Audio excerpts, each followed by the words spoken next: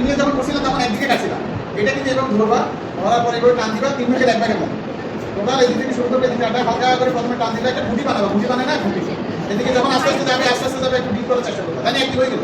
এখন আমি উল্টো দিকে আবার ধরবো, আগে বিনিয়ে করছিলাম একদিন, এখন কিন্তু একদিন না, এখন কি বলো তো মনে আছে না, দুদিকে কাটলাম দুদিকে, তাহলে একদিন হয়ে গেল। এখন আমি উল্টো দিক ধরবো, আবার ধরে আবার ধরবে, এরকম হালকা করে প্রথম ধরবো, এদিক যখন যাবে আস্তে আস্তে ডিপ করার চেষ্টা করবো। অলরেডি হয়ে গেছে দেখছো, বললাম আমি ঘুটি বানায় না, গ্রামের মানুষের ঘুটি বানায় না,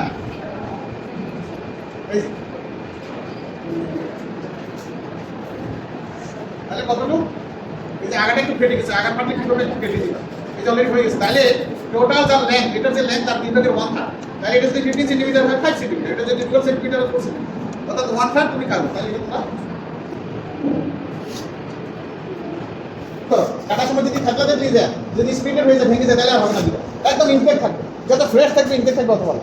তাহলে দুই দিক থেকে, তাই না, এদিকে এদিকে, এবং এটা দেখা যায় প্রথমে হালকা পরে যায়, এখানে একটু ডিপ হবে, আস্তে আস্তে এখন এটা খুব টেকিং হবে। হ্যাঁ যেগুলো নিচে, তাহলে নিচেও করতে হবে, আমরা মনে করি এখানে তো নিচে না, আমরা এখানে করলাম, তাই না, তাহলে একটা ইন্টারনাল পোর্শন আমরা কেটে দিলাম,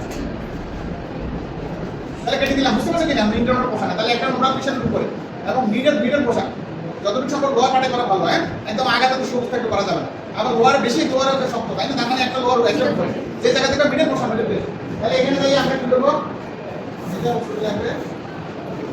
এই এখন আমরা রুটের প্রিপারেশন, এটা ধরে যাবে, এটা বেশিরভাগ মেয়েরা হাত কাটে, এটা খুব সহজ।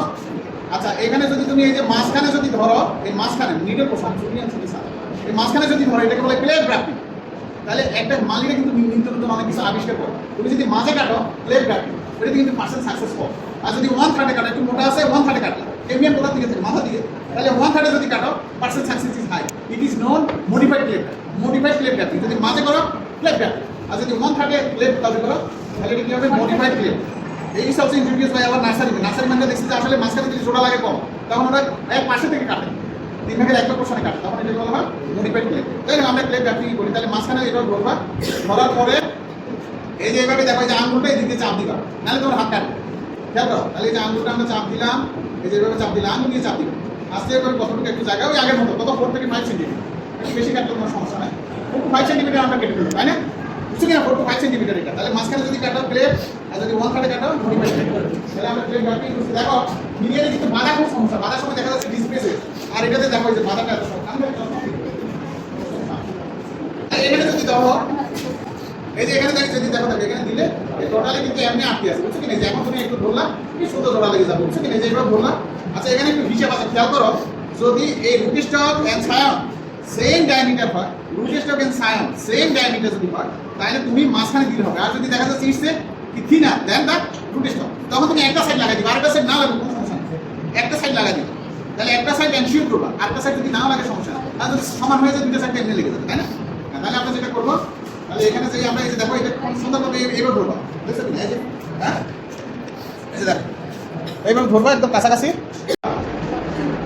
বাঁধার সময় খেয়াল করবে যতটুকু সম্ভব, হ্যাঁ কথা বলা যাবে না তো, বললাম না, বাঁধার সময় একদম নিচেরটা থেকে শুরু করবে, নিচ থেকে শুরু করবে, এখান থেকে মনে করে একটু নিচ থেকে শুরু করবে, তাই না, সেটা পরে ধরি, এখন পরে না আসলে সাধারণত এটা কিন্তু ক্রিয়া থাকে, বুঝছো, একটু নিচ থেকে শুরু করলে, এরপর তুমি উপরে গেলে একটু একটু করে, এটা দেখছো এটা কিন্তু নড়ে না, মাঝখানে ঢুকে থাকে অনেকটা, হ্যাঁ, আর এটা ভিনিয়ার আছে, এটা পার্সেন্ট সাকসেস অনেক বেশি।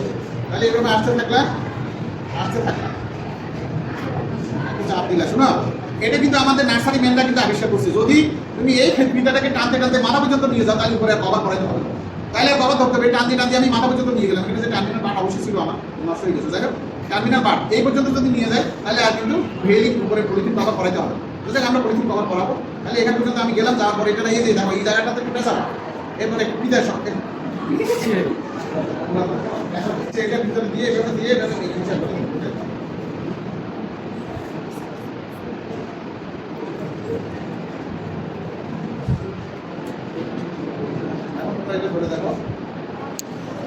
টার্মিনাল বার দিব, ওই টার্মিনাল বার মেন থেকে কি টার্মিনাল বার ল্যাটারাল নিতে হবে না, ওই টার্মিনাল বার জুজুবি টার্মিনাল অংশ কেটে দিতে হবে।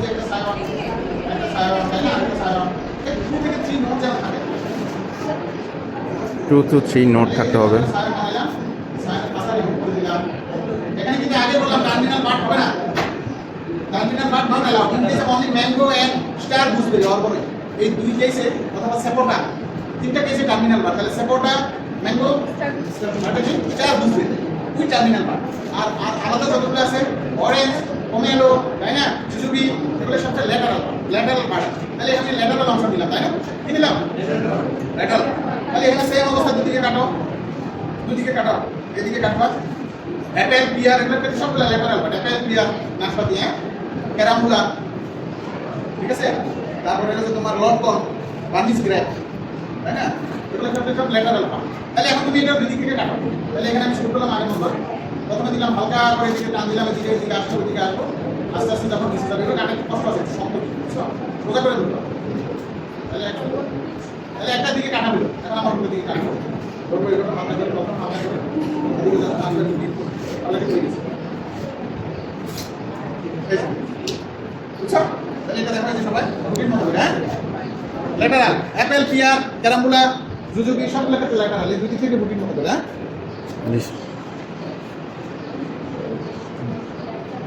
তাহলে আমি যদি এখানে গ্রাফটিং করি, এখানে একটা নোড আছে, এখান থেকে বাট বের হতে পারবে, এখান থেকে বাট বের হতে পারবে, এখানে একটা নোড আছে, এখান থেকে বাট করবে, আমার তিন জায়গা থেকে সুযোগ আছে। আর in case of mango only terminal bud, in case of কি বলছিলাম বলো আর কয়টা ফল সাপোর্টা only terminal bud, in case star বুঝবে টার্মিনাল বাট। কিন্তু এখানে আমার দেখা এখানে সুযোগ কাল্টিভেটেড ভালো, এটা হলো কাল্টিভেটেড ভালো জাত। তাহলে এটা আবার আমরা ওয়াইল্ডের উপরে গ্রাফটিং করবো। তাহলে এটা যদি ওয়াইল্ড হয় এরকম সেম অবস্থা, ওয়াইল্ড থেকে 1 থেকে 1.5 বছর বয়সে সেটা আমরা কালেকশন করলাম। এটার আবার এই যে মাথা যেটা আছে না, এটা তুমি আগের মতো ঠিক এইভাবে তুমি কাটবা, এবার ধরবা আঙুলটা দিয়ে এবার চাপ দিবা আস্তে আস্তে, একটু শক্ত আছে বুঝছো, আপনারা সম্ভাবনা আছে তাই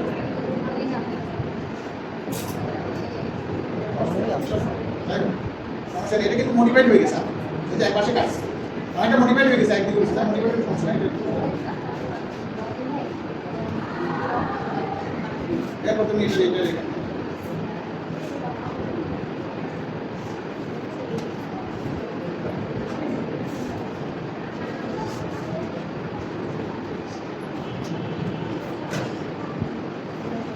এরপর তুমি সেলুলার দিয়ে আমি আগে বলছিলাম একটা অংশকে লাগাই দিবে, একটা অংশ লাগাই দিবে হ্যাঁ, আর যদি নাও লাগে সমস্যা নেই। এরপর তুমি এদিকে দুটো সেলুলার দিয়ে এটা সেম নিচে আমরা শুরু করব প্রথম আকারে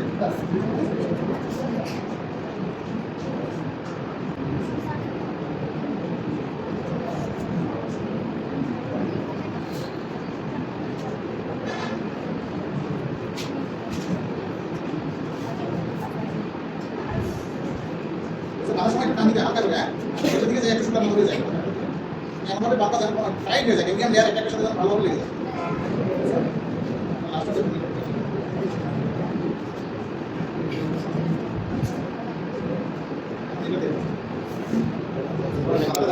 নতুন কেমিয়ান টিস্যু উৎপন্ন হয়, তারপরে জাইলেম এন্ড ফ্লোয়েম হুলিয়ার আছে, এখান থেকে জাইলেম ফ্লোয়েম তৈরি হবে, ভেজে দিতে হবে হ্যাঁ, এভাবে শক্ত করে ভেজে দিতে হবে পলিথিন, যেটাকে ভেলিং বলে, ভেলিং তাই না। ভেলিং করা হবে না, একবার শুকিয়ে যাবে, তাহলে ভেলিং। তাহলে ভেলিং করলে আমরা জানি ফেটির পোষণ থেকে পানি বের হবে, পানি বের হয়ে জায়গাটা স্যাঁতস্যাঁতে হয়ে যাবে, ময়েস্ট হয়ে যাবে ময়েস্ট। তাহলে এই ময়েস্ট হলে এটা সহজে শুকাবে না। আমরা আগে বললাম মিনিমাম 10 ডেজ লাগবে এটা জোড়া লাগবে, 10 ডেজ এটা তার কিন্তু প্রিমিয়াম কাছাকাছি ক্লোজ হবে তাই না, ইউনিয়ন হবে, এটা ইউনিয়ন হবে, কিন্তু জাইলেম ফ্লোয়েম তেমন হয় বুঝলেন। আবার 1 মাস লেটার এই টার্মিনাল পার্ট অ্যারাইজ হবে 1 মাস। তাহলে যতক্ষণ পর্যন্ত না এটাই অ্যারাইজ হবে জাইলেম ফ্লোয়েম তৈরি, ততক্ষণ কিন্তু খাবার নাই, না খাই বাঁচবে কেন। তাহলে আমরা যখন এবার বাঁধবো এখানে একটা মাইক্রোগ্লাইড তৈরি হবে, তাহলে যেহেতু ময়েস্ট ভিজে যায় তখন এই জায়গাটা সহজে শুকাবে, ভিজে যায় ময়েস্ট, কাজে ড্রাই হবে না সব। এরপরে দেখবে একটা সময় এখানে পানি জমে আবার টার্মিনাল পার্টটাকে নষ্ট করে, এই জন্য আমরা কি করে করছি, আপনার কেন করছিলাম রিমুভাল ওয়াটার, হাতে আঙুল দিয়ে পানি দেবো, তাহলে removal water from the video, এখান থেকে পানি মিক্স করে আবার পানি হবে আবার ভিজে, তাহলে স্যাঁতস্যাঁতে থাকে। এরপর এখন জোড়া লাগবে, জোড়া লাগার পরে টার্মিনাল পার্ট বের হয়ে গেল 1 মাস লেটার, এবার 1 মাস লেটার তুমি খুশি যদি এটা করে দাও আবার কিন্তু বলে দাও লাভ। এই জন্য আমরা যেটা বললাম আরো 15 ডেজ অপেক্ষা, 12 দিন ভালো দেখে পাতা বের হওয়ার জায়গা পাচ্ছে না, দেয়ার ইজ নো স্পেস তাই না। তখন 1.5 মাস later you can remove the আনভিড তাই না, অথবা রিমুভ দ্য ভেজ তাই না। তাহলে আমরা এটা খুলে দিলাম, তখন এই টার্মিনাল পার্টটা বের হয়ে যাবে, তখন তুমি এটা রোদের মধ্যে সানলাইটে রাখলাম, এটা তখন মাঝে মাঝে স্প্রে করতে হবে, জানা যায় ওই সময় এই সময় লিপ কাটিং উইডি হ্যান্ডেল বুঝছো কিনা, মাঝে মাঝে স্প্রে করতে হবে, রোদের মধ্যে রাখবে। এরপরে দেখবে এটা এক সময় সুন্দরভাবে হচ্ছে, তখন তুমি 5 to 6 মাস লেটার যেটা ডিসপোজাল দ্যাট থিং, এটা একটা 5 থেকে 6 মাস পরে আগে বললাম, একটু তাড়াতাড়ি বলা যাবে 5 to 6 মাস later you can disposal that tab, এটা ডিসপোজাল করে বুঝছো কিনা। আর এই যে তখন দেখা যাচ্ছে এখান থেকে শুট বের হয়ে যাবে, টার্মিনাল শুট এই জায়গা থেকে শুট বের হবে, এটা তো আমার কাল্টিভেটেড ঠিক আছে, এটা তো কাল্টিভেটেড ল্যাংড়া বলতে কি কিন্তু এখান থেকে ওয়াইল্ড বের হয়ে যাবে। ওয়াইল্ড বের হলে কি পাবে তুমি প্রিলিমিনারি অবস্থা চারা কন্ডিশনে এখান থেকে যদি শুট বের হয়, চারা বছর 6-7 মাস 1 বছর তো পালবাই থাকে, ওয়াইল্ড রাইজ করতে হবে তাই না। তখন দেখবে যে এখান থেকে শুট বের হচ্ছে, তাহলে শুটটা ভেঙে দেবে, এটা বলে রিমুভাল অফ সাকার তাই না। এই সাকার ওয়াইল্ড এটা যদি না ভাঙো যে চারা কিনলে তো আর বুঝবে না যেটা ওয়াইল্ড, তখন একদিকে ভালো আন্দোলন আর একদিকে খারাপ আন্দোলন বুঝতে পারছো কিনা? এই জন্য তোমার নার্সারি কন্ডিশনে তোমার কাজ হলো এই শাখা করা, শাখা রিমুভ করে। বুঝতে পারছো? এই শাখা এখান থেকে যদি বের হয় ওয়াইল্ড শাখা এটা রিমুভ করে দেবো। Only allow the terminal cultivated part, এটা শুধু অ্যালাউ করবো, আর বাকি কিছু অ্যালাউ করবো। ঠিক আছে?